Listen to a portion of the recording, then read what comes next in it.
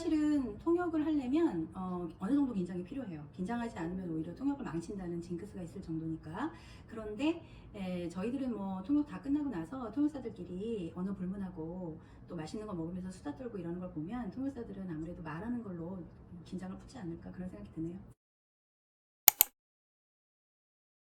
저 같은 경우에는 아침에 일어나서 그 페이퍼로 된 종이신문을 완전 정독을 합니다. 그리고 그 종이신문을 정독을 하면서 평상시 준비되지 않았던 새로운 용어나 이런 것들이 나오면 중국어로 한번 만들어 보고 또 확인하고 이런 작업을 꼭 거칩니다.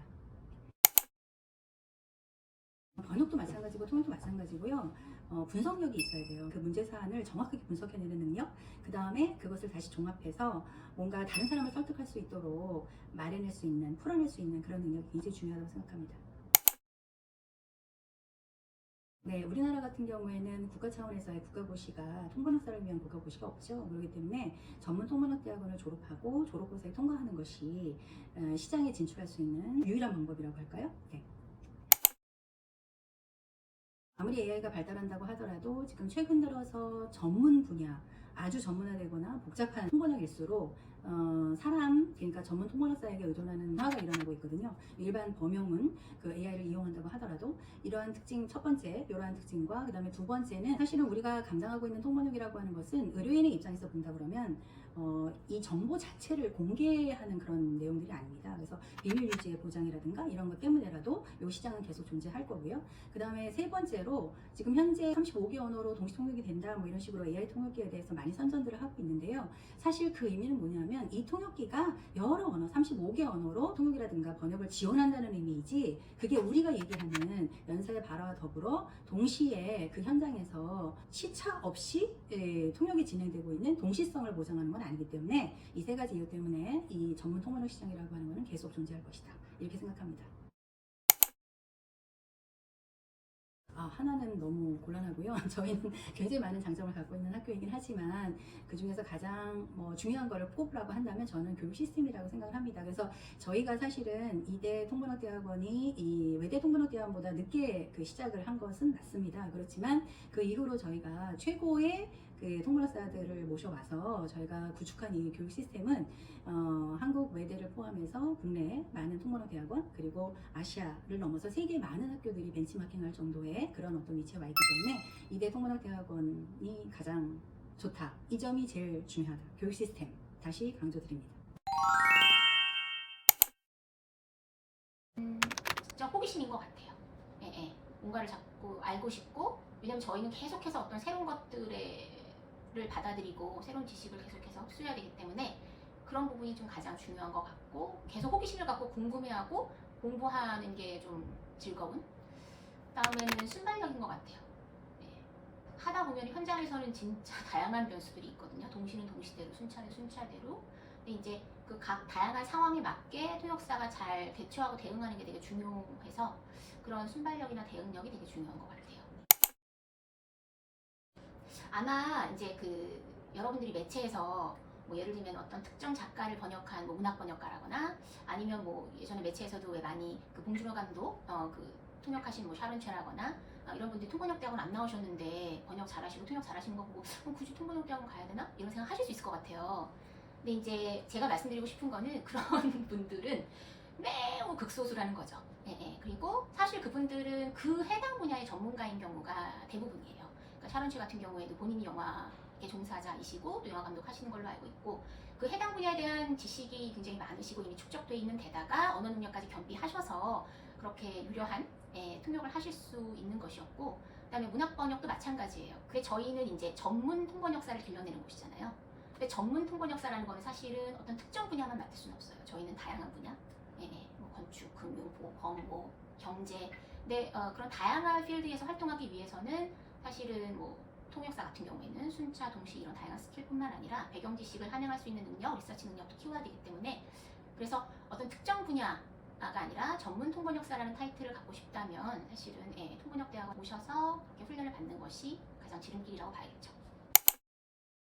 그 질문 되게 많이 받는데, 통번역이라는 것은 궁극적으로는 저는 의사소통이라고 생각하거든요. 의사소통이라는 거는 오감이 다 동원되어야 되는 거거든요. 시각, 청각, 촉각, 다양한, 거기다가 플러스 그것을 통해서 얻는 직관이라는 것도 상당히 저는 중요하다고 보는데, 일반적으로는 사람들이 이제 통번역하면 외국어 잘하면 그냥 자동적으로 할 수 있는 것 이렇게 생각하다 보니까 그럼 기계가 요즘 잘하는데 뭐 통번역 필요 있을까? 이렇게 생각하지만 궁극적으로는 의사소통 행위고 의사소통이라는 것은 매우 복잡하다는 어떤 다이내믹이 일어나는 인지적인 활동이라서 단순히 어떤 외국어 능력 그런 것 가지고는 안 되는 것이기 때문에 당연히 통번역대학원에 오셔서 훈련을 받아야 된다고 생각하고, 그 다음에 지금은 사실은 저희 통번역사들은 약간 저 같은 경우는 오히려 가장 큰 기계 번역의 수혜자라고 봐야 될 것 같아요. 통역을 준비하는 데 있어서 기계 번역 때문에 엄청 많이 준비 시간이 줄어들었고 생산성이 높아지고 또 정확도도 높아지고, 그래서 그렇게 앞으로는 인간과 기계가 협업하면서 소위 말하는 왜 우리가 TPO라고 하잖아요. 그 해당 어떤 상황이라든가 필요한 어떤 레지스터에 맞게 최적의 커뮤니케이션을 하기 위해서는 사실 인간과 이런 AI 통번역의 도움을 받아서 그렇게 협업하는 것이 앞으로 저희가 가야 할 방향, 그리고 그렇게 발전이 되지 않을까 생각이 들어요.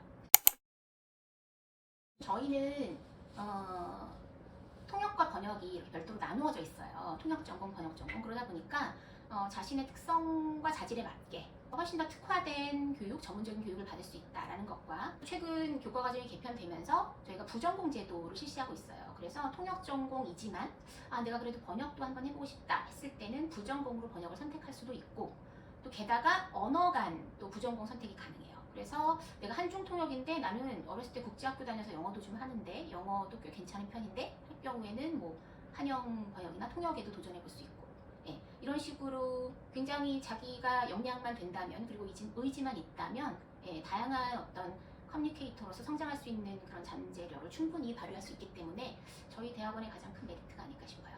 네.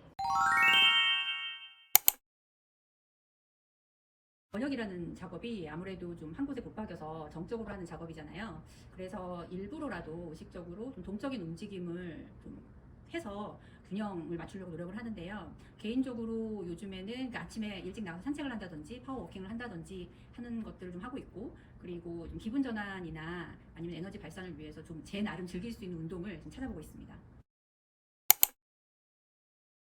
스트레스 해소법이요. 좀 뭔가 환기하는 시간을 갖거나 감각적으로 좀 자극을 주려고 노력을 하는 편인 것 같은데요. 가령 시간적으로 여유가 있으면 좀 홈그라운드에서 벗어나서 작업 공간을 좀 바꿔본다든지, 아니면 이제 서점이나 전시회를 좀 즐겨 찾고 있고요. 밖에 나갈 시간이 없다라고 하는 경우에는 요즘에 파도나 뭐 숲이나 이런 자연의 소리를 나오는 콘텐츠들이 많잖아요. 그런 콘텐츠들을 켜놓고 좀 숨고르게 하는 시간을 갖는 편입니다. 번역은 제 생각에는 어쨌든 결과적으로는 어휘력과 필력으로 판가름이 난다고 생각을 하거든요. 그래서 저 같은 경우는 개인적으로 그러니까 책이라든지 읽을 거리를 읽고 나면 그 안에서 건진 표현이나 내용들을 필사를 하든 타이핑을 하든 간단하게라도 기록으로 꼭 남겨두려고 합니다. 그리고 그것을 자주 들여다봅니다. 그 표현 수집 차원이기도 하고, 제 생각에는 어떤 기록이 기억으로 이어진다는 좀 믿음이 크거든요. 그렇기 때문에 그렇고요. 또 한 가지는 이제 내가 온전히 작가가 돼서 짧게라도 나만의 글을 쓰는 시간을 틈틈이 가지려고 하고 있어요. 네. 기본적인 언어 능력 말고 그걸 제외하고 꼽으라면 좀 새로움을 포용하고 확장하려는 마인드셋인 것 같아요. 그러니까 물로 비유를 하자면 좀 잔잔하게라도 꾸준히 흘러가는, 그렇게 흘러가면서 좀 줄기를 키워나가는 그런 어떤 의지가 꼭 필요할 것 같습니다. 알다시피 그 평균치 수준의 무난한 번역을 이미 기계가 잘 하고 있거든요.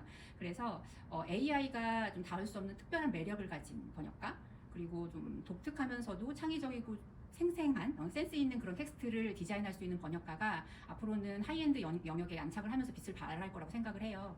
그렇기 때문에 그러기 위해서는 좀 뭔가 고도의 훈련이 필요하고 나만의 특별함을 발굴할 수 있는 프로그램을 통해서 전문성을 끌어올려야 할 텐데, 아마 그런 어떤 기회를 제공할 수 있는 곳이 통대가 아닐까 싶습니다. 사실 여러 가지가 떠오르지만 하나를 꼽으라면 좀 촘촘하게 설계된 양질의 커리큘럼이 아닐까 싶어요. 최근 좀 그 개정을 통해서 학생들이 희망 진로에 따라서 유연하게 과목을 조합할 수 있기도 하고, 그리고 학습자들에게 친화적인 그런 어떤 따뜻하고 돈독한 분위기가 이대만의 메리트가 아닐까 싶습니다. 감사합니다. 네, 고맙습니다.